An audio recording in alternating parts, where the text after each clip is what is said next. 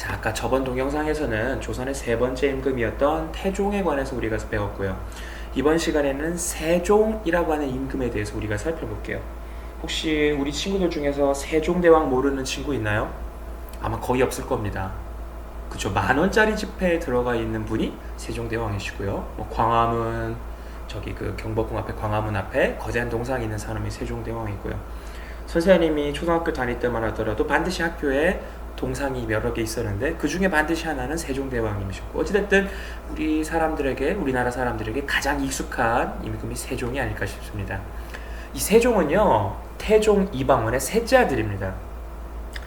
아빠도 첫째 아들이 아닌데 왕자가 됐지만 세종도 마찬가지예요. 첫째 아들이 아니었습니다. 세 번째 아들이고요. 왕자 시절에는 충녕대군이라고 불렸었어요. 자, 충녕대군이 셋째고, 둘째는 효녕대군이라고 했던 사람이었고요. 첫 번째가 바로 세자였고 이후에 양녕대군이 되는 사람입니다. 그런데 이 양녕대군이 물러나고 충녕대군이 세자가 되고 세종이 왕이 된 거예요. 이 양녕대군이 물러난 이유에 대해서는 여러 가지 얘기들이 들려옵니다. 양녕대군이 충녕대군이 어릴 때부터 훌륭한 걸 알아보고 자기가 일부러 망나니 짓을 했다, 그래서 일부러 왕위에 오르는 걸 포기했다, 이런 얘기도 전해오고, 아니다, 그냥 양녕대군은 그냥 망나니였다라는 말도 전해져 옵니다. 근데 이후에 어찌됐든지 간에 세종이 정말 어린 시절부터 공부를 뛰어나게, 공부를 잘하고 남다른 머리를 가지고 있던 건 확실한 것 같아요. 그러니까 둘째를 제치고 이제 세종 충녕대군이 세자에 오를 수 있었죠. 자, 어찌됐든 어릴 때부터 이렇게 특출난 공부 습관, 공부에 뛰어난 머리, 뛰어난 재능을 보이고 있던 충녕이 세종의 왕에 오르니 그 사람이 바로 세종대왕인 거예요. 자, 이 세종대왕 하면 반드시 세트로 따라 나와야 되는 게 바로 집현전이라고 하는 겁니다. 집현전. 여러분들 이 집현전이란 곳을 들어본 사람도 있고 안 들어본 사람들도 있을 텐데, 이 집현전은 원래 고려 때부터 존재했던 연구기관이에요. 그런데 세종이 집현전이라고 하는 곳을 중흥시키는 겁니다. 집현전, 말 그대로 현명함을 집모는 곳이에요.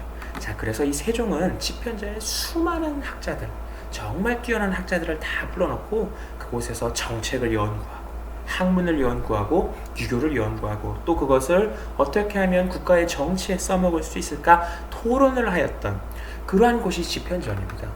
그래서 이 세종의 정치의 특징을 한마디로 정리하라면 토론에 의한 정치라고 볼 수 있어요. 토론. 여러분들 학교에서 토론을 많이 해봤겠지만 정말 세종은 토론을 좋아하는 왕이었습니다. 그리고 본인 스스로가 머리가 굉장히 좋았기 때문에, 공부를 굉장히 열심히 했었기 때문에 신하들과 어떠한 주제에 관해서도 얘기를 할 수 있었던 사람이 세종이에요. 아버지인 태종과는 조금 다르죠. 아버지인 태종은 역시 머리가 좋고 말을 잘했던 사람이지만 힘을 통해서 왕의 권한을 높이려고 했던 사람입니다. 태종은 아까 봤죠? 외척 세력을 제거하고, 대규모의 신하들을 태종은 제거합니다.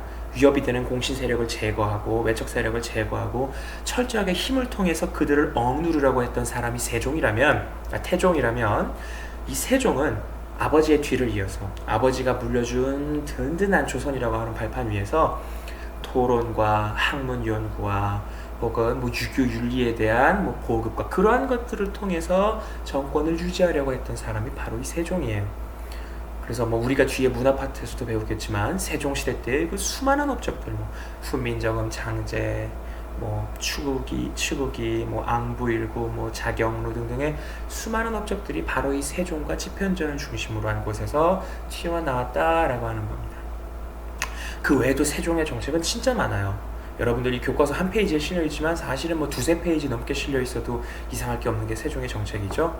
그 중에 교과서에 나와 있는 것만 몇 개 보자면, 쓰시마섬을 토벌하였다. 쓰시마섬은 지금의 대마도인데요.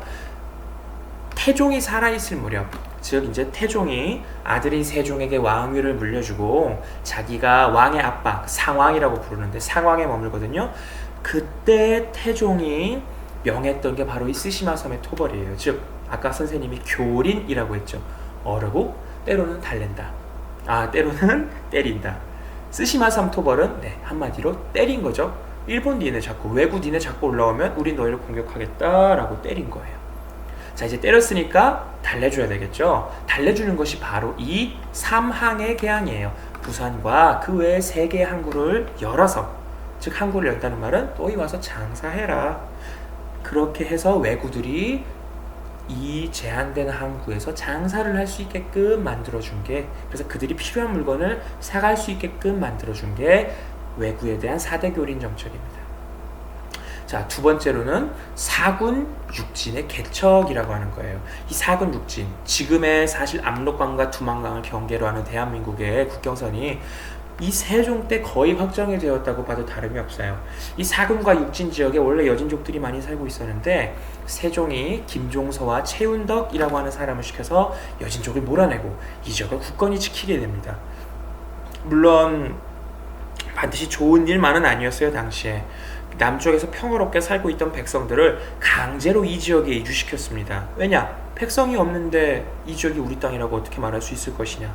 어떻게 지킬 것이냐? 그래서 애꿎은 백성들이 이 지역으로 많이 건너와야 됐고, 그래서 수없이 이 척박한 지역에서 굶주린 사람들도 많고, 전쟁으로 여진족에 의해서 목숨을 잃은 사람들도 많고, 어쨌든 그런 피해가 있었지만 그래도 세종이 유약한 군왕이 아니라 굳건하게 자기의 영토는 지켰던 군왕이었다라는 걸 우리가 볼 수 있어요. 자, 이 밖에도 훈민정음 창제를 비롯해서 다양한 문화가 발전하였다라는 건 우리가 아마 다음 시간이나 다다음 시간에쯤 배우게 될 겁니다. 세종에 관한 좀 더 자세한 얘기는 우리가 본 수업 때 동영상을 보면서 나눠보도록 해요.